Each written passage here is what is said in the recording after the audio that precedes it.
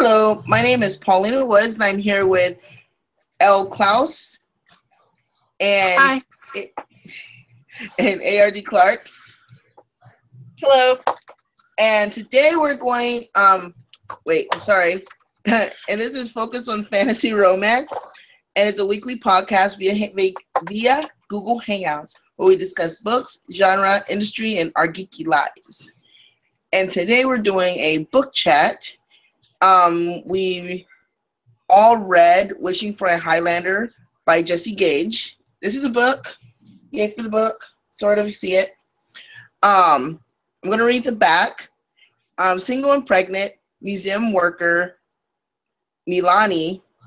I pronounce names wrong. Anyways, voices an idle wish while examining a Scottish artifact that a Highland warrior would sweep her off her feet and help her forget her cheating ex. The last thing she expects is for her wish to be granted. Magically transported to the middle of a clan skirmish in the 16th century Highlands, she comes face to face with her kilted fantasy man. Tall, handsome, and heir to his father's lordship, Darcy Keith should be the most eligible bachelor in Akergrill.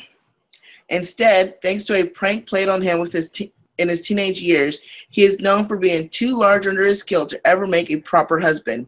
Big Darcy runs his deceased father's windmill and lives alone at his family's manor, believing he will never marry. But a strangely dressed woman he rescues from a clan skirmish makes him long for more. When the woman's claim of coming to Arkangrill by magic reaches a large ear, she is accused of witchcraft. Darcy determines to protect her any way he can, even if it means binding her to him forever. So, I personally received this book. From the author when I first started doing reviews, like 3 years ago, I think it was, or something like that. And I mean, I wasn't really into Scottish at the time. I was more into, vampires and stuff. And so I took a chance. I was like, well, there's magic in it. I'll take a chance and read it. And fell in love. Just like from the very beginning, I fell in love with the fact that Darcy isn't the average male. He isn't like, look at me, I'm He-Man, even though he kind of is. He can do a lot of things that the normal man can't do. Just because he's strong, he is bigger. But he's still very insecure, not only around, mostly around women, but he's very secure in his job, like what he does in windmills, but he's really insecure around women. He's really soft-spoken. So I kind of fell in love with him. The female, I liked her. She's good. I mean, she is pregnant. She's alone. Her ex is a cheater and a stupid idiot. And every girl wishes to get away from that. So I mean, she was a typical kind of female. But overall, I like the book. For now, let's see what everyone else thinks. Who wants to go first? Amy? Okay. Sorry about that. I was yawning. I liked the book actually more than I thought I was going to when it was over, based on how I felt about it in the beginning. When I first started reading the book, I did not like Melanie, the female main character. I thought she was really shallow at first. That was just the first impression that I had of her. And she had a very tropey kind of California girl character to me. But progressed, I actually found myself liking her, and she was pretty strong-willed. She had a pretty good backbone, more than I kind of expected her to have, based on the beginning of the book. I thought it was kind of endearing that he was worried or self-conscious about himself because of when he was a young man, and I thought that part was really good. I felt like there wasn't a whole lot of secondary character involvement. I mean, like, I kind of saw the secondary characters, but they weren't very big part of the story. It really stayed focused a lot on just Darcy and Melanie. So I'm not sure if the other books in the series that come after this are brand new characters that we've never met, or how that works. But she really didn't give me an idea of if there was anybody as a secondary character that might come next, you know, as a heroine. But yeah, overall, I liked the book. I thought it had pretty good pacing. I wasn't bored. I was able to read straight through from beginning to end. I never like lost my way or got confused about or anything like that.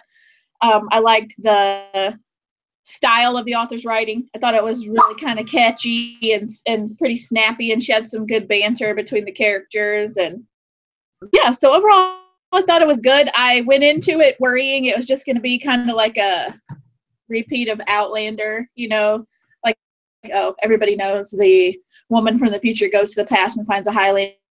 It was good, and it had some surprises and some, you know, moments in it that I really enjoyed. So yeah, I liked it. What about you, Elle? Overall I enjoyed it. I'm actually not done. I've got 10% left. It's just stuff got in the way, but I read a bunch of it today. I really like. I have a hard time with historicals in general because of the way women are treated, and I was afraid going in that the female lead was going to be marginalized just for being a woman, and so the way that Darcy treats her, I really, really like. He doesn't treat her like an object. He doesn't treat her high-handed. So I like Melanie as a character. I like that she's, you know, ready to stand on her own 2 feet and raise her kid by herself, and she doesn't need a man. But she wasn't the reason I got into the book. I got into the book because of Darcy, and I thought it was totally hilarious that he thinks he's too big to be with a woman. I have never encountered that in a book before, and it totally worked. Honestly, I put the book down laughing when I figured out that's his fatal flaw. He thinks he's and I really like the way the author handled the historical differences between modern day and the 16th century, and how if someone did get thrown back in that time and acted the way she acted, that people would be like, oh, she's a witch, she's different, burn her. I like that approach because it makes more sense, because honestly, if I went back in time, I would not be able to fit in because they speak different English. I like the way that the author used a very modern tone when they were writing from Melanie's perspective, and a very old style tone when we were reading from Darcy's perspective. And I like that she had to explain a lot of slang, and I really liked it. I think it was done very well. I don't know if, you know, nothing stood out to me as far as historically inaccurate, but I'm also not well versed in that era of Scottish history. But I really like it. I look forward to reading the end. Don't worry about spoiling it because I'll still enjoy the journey. But yeah, I'm really glad that we picked this book. Paulina. Okay, so on the topic of secondary characters, I did read the other parts of the series, so I'm not gonna say anything that bad. But one of the characters that I liked, I guess you can say, but he's just an oddball, and I kind of want to know more about him. When I first read the book, I was like, who the is this? Is a Tinker. I'm just like, he seems to know about. Yes, he seems like know about the future, but then he's really old school. So it's kind of weird where you're like, okay, so is he from the future? Is he from the past? Does he live forever? Is he a time traveler? Does he jump around? Like, his story, I really want to know so bad. A theory about that I can tell you when we're finished. I have a theory about who he is. And it just drives me nuts. And like, and then another thing that I like how it works is the box that actually brought her forward. Non-spoiler alert, I know, you know, that's a very powerful part of like the series, but like just knowing it's an artifact, but it only works one way. It's like, here, I'll grant you a wish. Better than a genie, I think. So I kind of like that. Like I said, I like the Tinker as a secondary character the best. I want to see what happens with him. I want to see what happens. I wish we could see what happens with the uncle, because he's an ass. I'm sorry. And I know that nowadays we kind of frown upon it. You know, we talked about the May, December, whatever. But if you read it right, his wife who loves him supposedly is like 17. He's in his 40s. That's gross. So that's the only kind of problem I kind of had when, you know, oh, she looks like she loves her husband. And you know, he was like, oh, I'm happy my wife is back. And I'm just like, you're happy your little kid's back? She brings you joy and like just the way he talks about her was total different. It's kind of like he was talking about a child half the time. So the uncle I didn't really like, because I think I put the modern perspective on who he was and what he was doing. I mean, really, you didn't, the uncle? No, I'm not talking about the uncle. I'm talking about your comment in the chat where I didn't understand. Okay. I was like, wait. Lost. But no, I understand what you mean, and that's also one of the reasons I have a hard time with historicals. Is a lot of time they did believe that women didn't have the intellect or maturity to behave as a man, and although she's 17, yeah.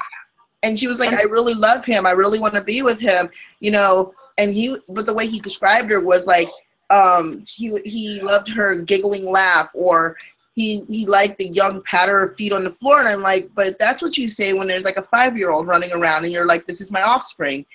And, you know, like it was kind of awkward to me. And I'm just like, maybe after the talk she had with the other two mature women, you know, maybe she acted more like an adult when she got there. But even when they greeted each other, it wasn't like husband and wife. It was more like not father-daughter, because that's just really incestuous, gross. But you could see that age difference there. You could kind of see the maturity level. And I was just like, He was her father's best friend. And that is strange. But it happened back then. So I'm like, I can't, you can't fight it. You can't say, oh, I don't want to read a book because of this. But on the other hand, because I'm way more modern, I'm kind of like, yeah, that's just weird. Like, even their sex was weird. I was just like, please don't describe it. I don't want to know. Like, I don't know. The point of marriage, the point of marriage was purely procreation at that point. They, you know, it wasn't always a love match. A lot of time it was young wife because I need an heir. Okay, but that's true. During the sex scene, I don't know if you guys noticed this, when they were having sex, he was like, good girl, you're doing great. And then afterwards, you know, he patted and told her how wonderful she was. And I was just like, what? That's because he didn't see her as a peer. He saw her as a little girl, an animal, you know, like you treat a horse. Oh, you're doing a good job. You're doing your job. Well, I hope. And I don't remember which character it was. Well, no, but they were treated kind of like women are treated what like kind of horse gets treated like that? That's another discussion for another time.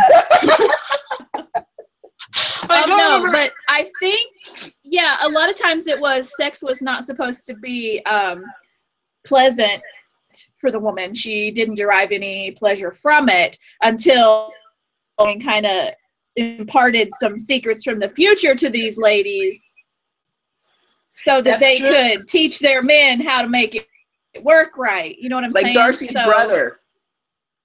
Yeah. You guys remember that scene, right? Yeah. When he goes in and all of a sudden all they see is like, she hears like, yeah. And she's like, wait, they already started? I like that the author touched on that, the fact that the Scottish men were just foreplay wasn't a thing. They're just like, well, I want to have sex. There's my wife. I get to go do it. Like, women didn't have control over their bodies. And there was a character, Right. I don't remember which one, who said, you know, well, my husband provides food and shelter and all these luxuries, so he gets unlimited access to that. JJ. I wasn't going to go there, but okay. It's But kind that of wasn't the way scientific. they were raised. That's the way women were taught to be. I know. So, I mean, I couldn't get over. I just couldn't get over it. Well, the brother I could, but I had a hard time even at the end when they had a baby. I had a hard time getting over the fact that not even the age difference, just the way he treated her like a kid. So to me, that was one of the hardest things to get over in the book. Even now, like when I'm reading it, I'm just kind of like, okay. Because I go back and read it a lot, and I'm just like, I'll just skip over that part. you know, at the beginning when the author was going into the intimate relations of Stephen and Ginny, I was like, why is this relevant? Why I don't want to know about them doing the nasty. I want to know about Melanie and Darcy, which they hadn't even started a sexual relationship at that point. I'm like, why? I understand now why it was relevant because of the oil, but I'm like, I don't want to know this. They're secondary characters. You can totally keep that off the page. But that's the author's choice. But I think without it kind of, the oils wouldn't have came up, kind of like just the way she moved it when she kind of taught her how to be a woman and how to find pleasure. I think that's kind of why it came up so early in the book, maybe. Yeah, probably. Like I said, I didn't understand when I was reading it, but now that I'm most of the way through, I'm like, okay, that makes sense why it's relevant to go into that. But as secondary characters, I don't care for Stephen and Ginny so much, and I don't think that they're meant to be likable, especially with Stefan's penchant to go kind of bonkers. But I think that they're valid. Like, they need to be in the story. There's no way that the story could have happened without them. Oh, sorry. Go ahead. Well, as far as secondary characters, I really like Constance. I agree. And I think the only thing, like I said, that I really liked how she handled the differences between modern day and life back then. There was one point where Melanie said, well, what do? We can't send him an email or call him on the cell phone. And I remembered, well, Constance came from 1985. They didn't have email, not readily available to the general public. Like, and how big were cell phones? Were cell phones even a thing? Or were they that big thing that you carry around that's like this big and you have to carry a bag? That was just me. I'm like, oh, it's 1985. She'd be like, what's an email? But everything else, like nothing else stood out as bizarre. But I really want to know what year that car came from, because it only had two gears. Like, it had first and second and drive. I'm like, don't we have more? Like, I don't drive an automatic or a manual, but we have more gears than that. So I'm like, was he driving around like a dragster? Yeah. I would really like to know what kind of vehicle that was. That's a good segue into my favorite part of the story, which is actually me and Darcy. My favorite part of the story was Timothy McLeod, actually. Spoiler alert, he is the reason that all this magic is happening, and that leads into my theory. Is actually this Romanian tinker who has a circus or freak show or whatever you want to call it, Scottish Village, which was really strange for the times. But sure, that wasn't something that you would see very often. But I think that they're all fae.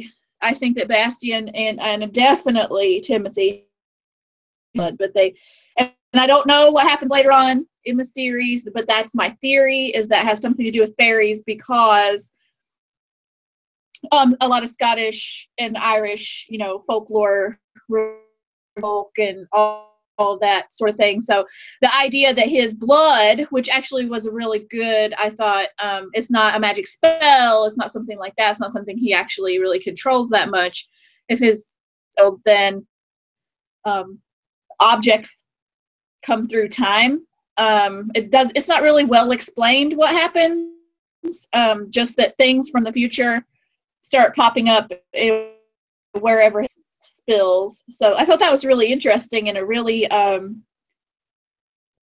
different take on, you know, the magic. And I really wish she'd gone into more detail. I'm sure that's what for, but you know, it's to leave you guessing so that you have some questions and you'll read the next books to see if they're answered. But yeah, I agree with Paulina. He's a very interesting character. I can't decide if I trust him.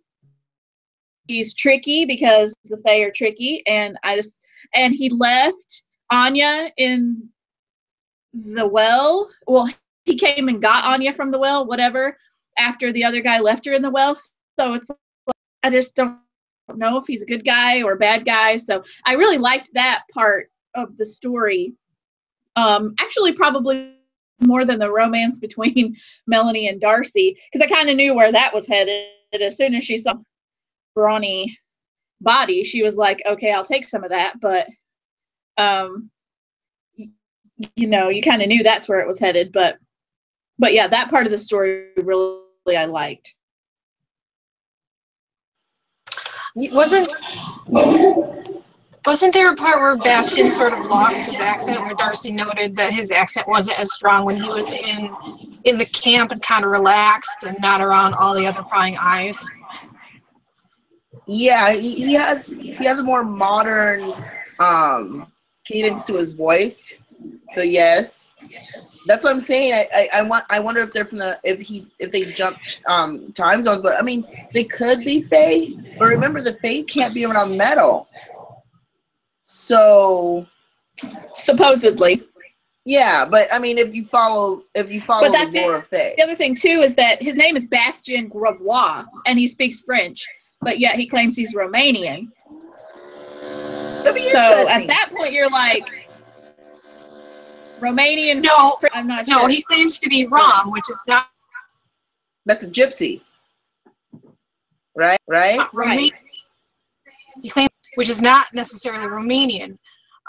They're kind of they're a nomadic people without a specific nation. So I mean, there's a slight difference there, but he could totally be French and be Rom. I'm not intimately knowledgeable about that type of society, but it's not Romanian. I'm not either. I just wouldn't expect him to speak French, or with a French accent anyway. I don't know. It just seems odd. We don't know his secret. Like not who he says he is.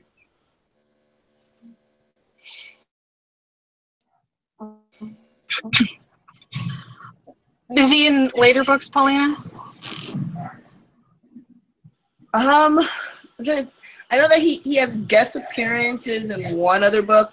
They kind of it kind of opens up a whole new. I can't without giving away the other books. I think there's other worlds, if that makes sense. It's like Thor, Dark World. Parallel dimensions. Yes. Like in Thor: The Dark World, when it's kind of like it opens up and there's different dimensions. We have different lives. It's not like a different Earth. It's actually different beings, universes.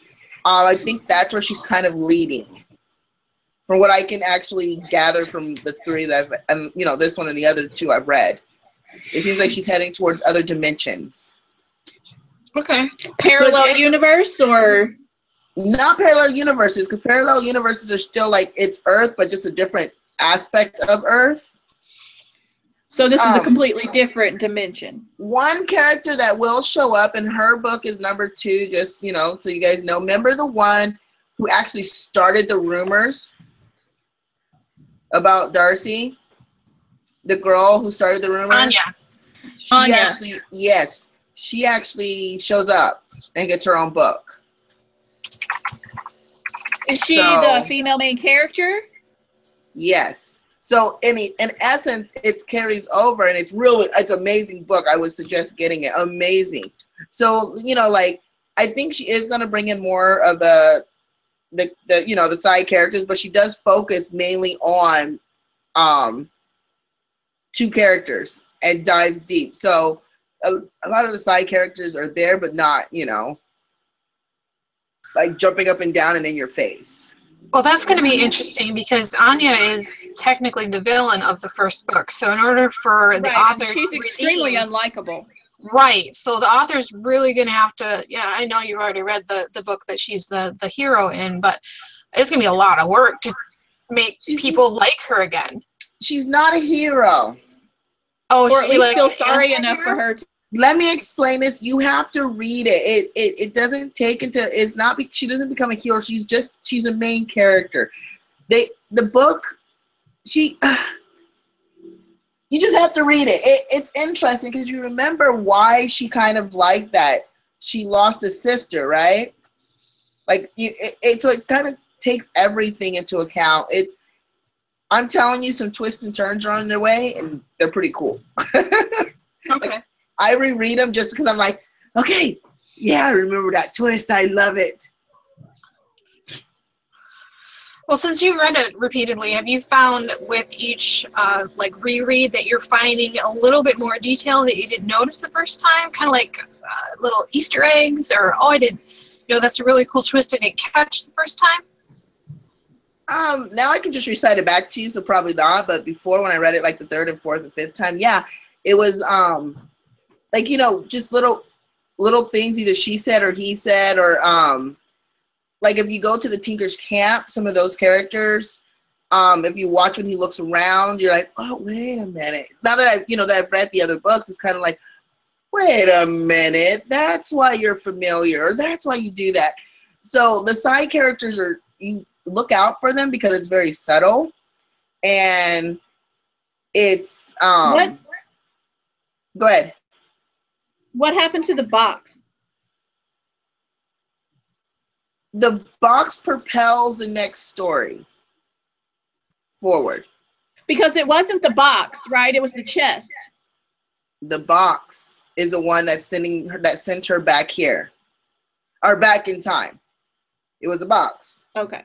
And so the box sends the next character to her location. So that box is it's important. What is it? Who knows how it works? We know Timothy McLeod made it, and we know that somehow his blood is on it. Yeah, but we don't know how it works. But we don't know if he deliberately makes it later, or if it was made, because it was made in 1540, and this is long before 1542. So he obviously makes it 300 years down the road. But why and how? Even though he already knows that he made it. This is going to be interesting. Why he made it, how he made it. Those are the questions about the box. I also like that it's indestructible. That Stefan tried to burn it and chop it with an axe and he threw it in the mill to try to destroy it. I thought that was funny. Yeah, It would have been funnier if it punched him. I know, right? Like that guy. I'm done with that I don't know. He rubbed me the wrong way.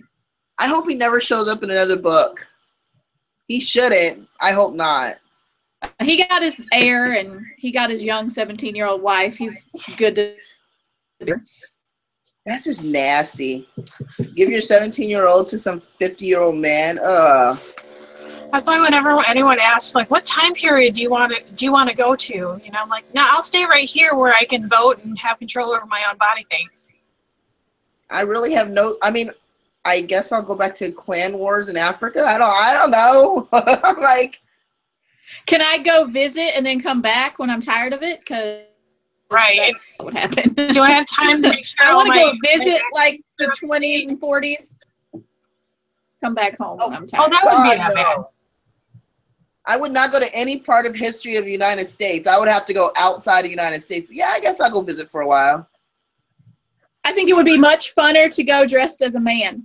You did not just say funner. Did you say funner? Funner. Yeah, it would be much funner. Much funner to go dressed as a man.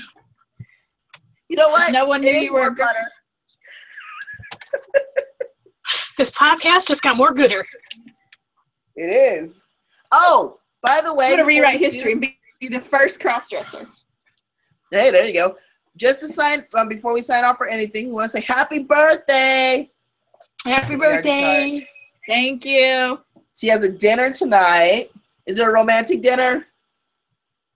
No, it's me and the girls. Jake's working, but he's cooking it for us. So, Then there you go. Oh, you're going to his restaurant. yep. Nice. Make sure you order the cake, ice cream, and everything else. There's no calories on your birthday, okay? Bread pudding. A whole thing for yourself? Yeah, Okay, then we're good. they have amazing pudding. I'm trying to think of what I'm going to eat for dinner tonight. We know that Elle is having her Thai food. Thai food. Thai food Friday. So I don't want pizza. I don't know. I'll find something out. Just no more whole shrimp. That was disgusting. Oh, God. I bit and ate eyeballs. Ah. So, Elle, you want to wrap it up? I guess. Well, she So has to go eat and be pampered. me. So that's it for us to share. Be sure to subscribe to our YouTube channel. You can find us on focusonfantasyromance.wordpress.com. And we'll see you later. Good night, everyone. Good night.